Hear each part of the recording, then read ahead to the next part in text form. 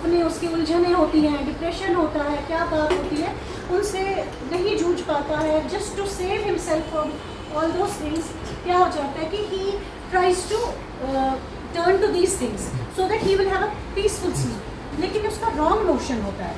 Initially एक chemical synthesis process जो हमारे दिमाग में होता है इन दवाइयों को लेकर कि हमें एक एक्साइटमेंट सी फीलिंग होती है, अच्छा सा लगता है कि यूफोरिया सा होता है।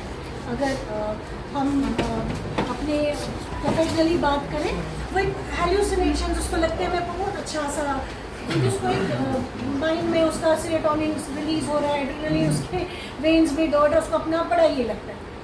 शुरू में किसी हद तक ये ठीक है, बट धीरे धीरे क्या होता है, पहले तो उसकी इसकी धीरे धीरे आदत पड़ती है, आदत उसकी लत बनती है विच लीड्स टू एडिक्शन।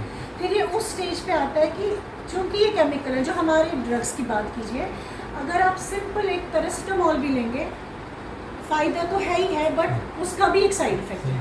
तो इतने बड़े शेड्यूल ड्रग्स का या मॉलिक्यूल्स की तो बात नहीं, इनके भी एडवर्स रिएक्शंस हैं, साइड इफ़ेक्ट्स हैं। धीरे धीरे ये इस इंसान को अंदर से खोखला करते हैं।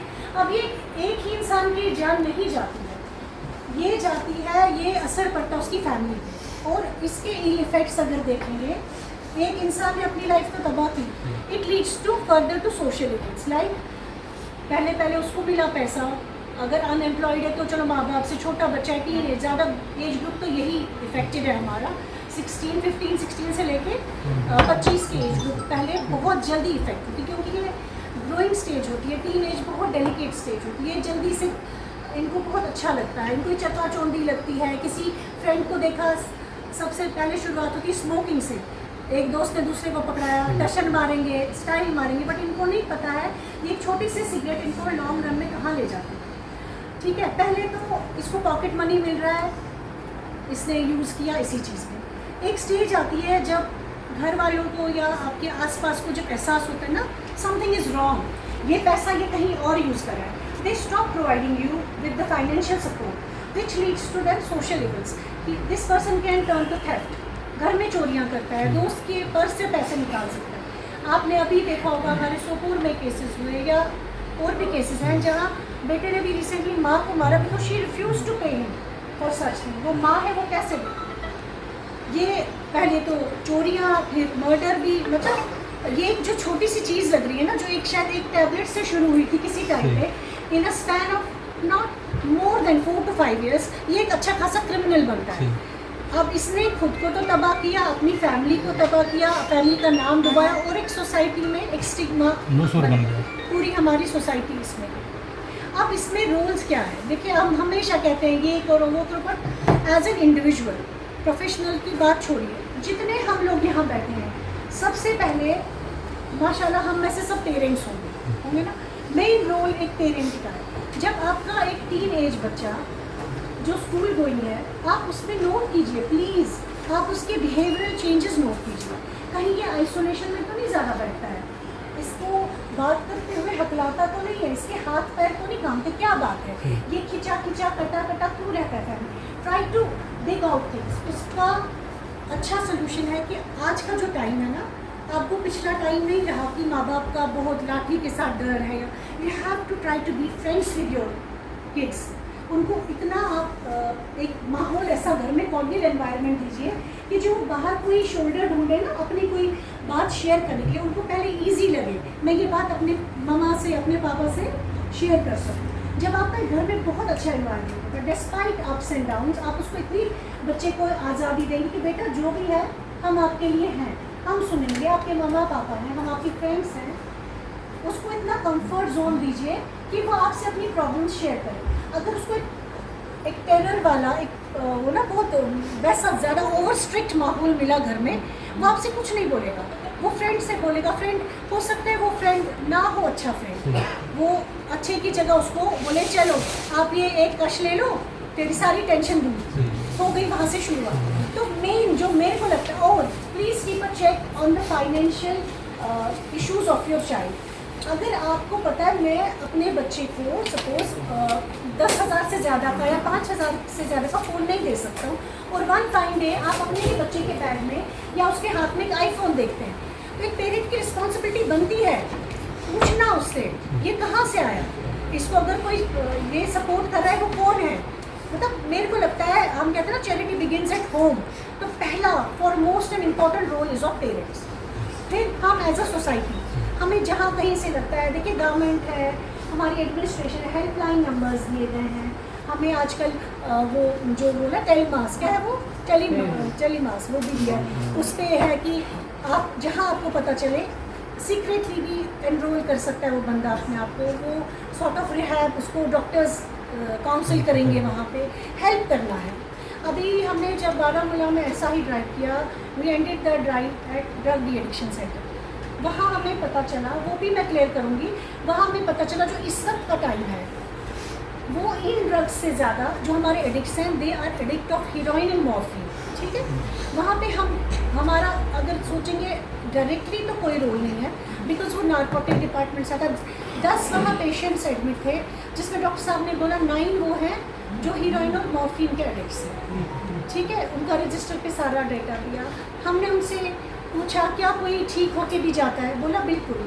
हमारे 2-3 पेशेंट्स जब ठीक हुए, वहाँ भी एक सोसाइटी का एक रोल ऐसा है, इसको आप एक स्टिग्मा मत बनाइए, उस बेचारे को डिप्रेस नहीं कीजिए। जब वो पेशेंट्स घर गए, वो बच्चे घर गए, उनको अपने दोस्तों ने इतना सरकास्टिकली ट्रीट किया है, फैमिली ने कम्प्लीटली, या मजाक में भाई ने ताना मारा, तुम नशा करते थे, तुम चरसी हो या कुछ, ये बच्चा और डिप्रेस होता है, विच एंड्स अप दैट ये फिर से वही रूट लेता है।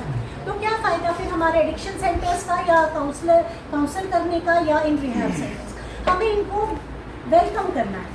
अगर कोई बच्चा ऐसे ठीक होके आता है, हमें उसको और ज़्यादा प्यार मोहब्बत से एक्सेप्ट करना है, वो एज अ सोसाइटी हमारा रोल है। अब जो हमारे डिपार्टमेंट, हमारा जो दवाइयों के अलावा ये जो लेते हैं, इनडायरेक्ट रोल हम करेंगे, जो मैंने अभी बोला, as a parent, as a shopkeeper, आप हो, केमिस्ट हो, इतना नोबल प्रोफेशन है।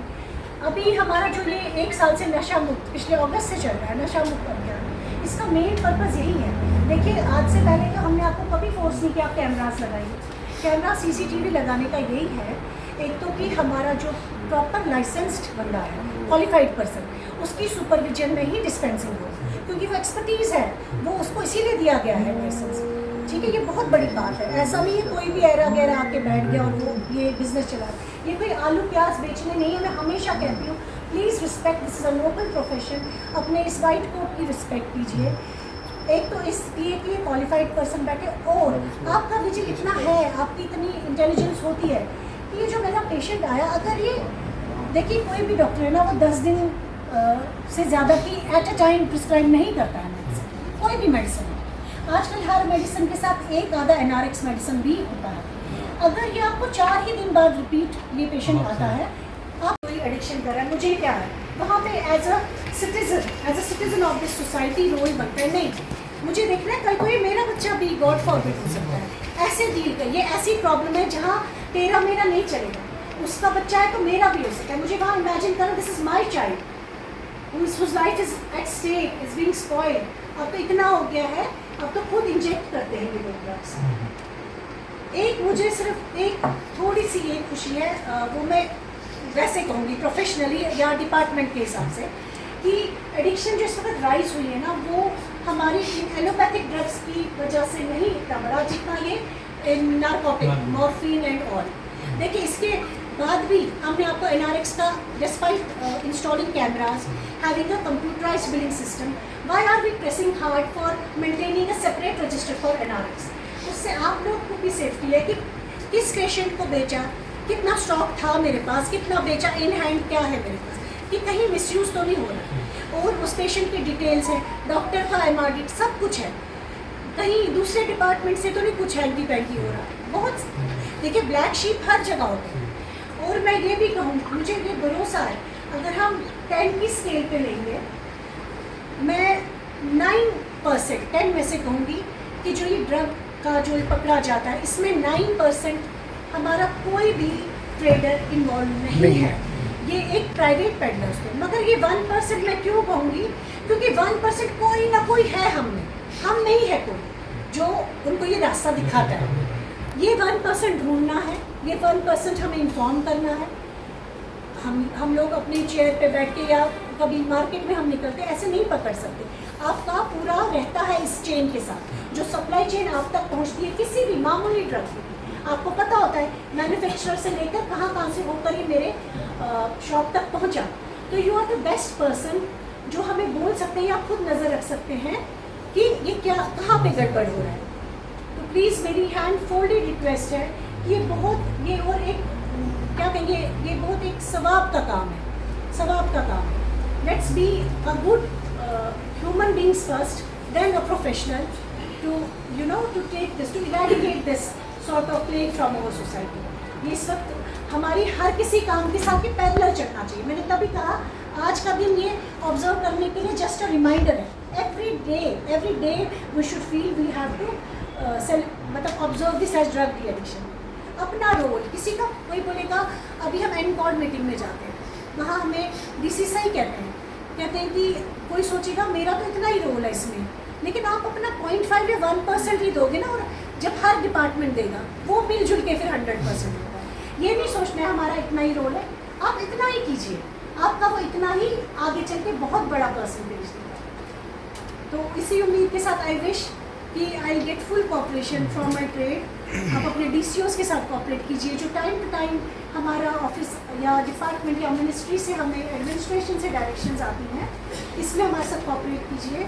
हमें कैमराज में मुझे कुछ दिन में नेक्स्ट मुझे लगता है मंथ तक आप 100% कैमराज में तो करके दीजिए, और बिलिंग इम्प्रूव कीजिए प्लीज़।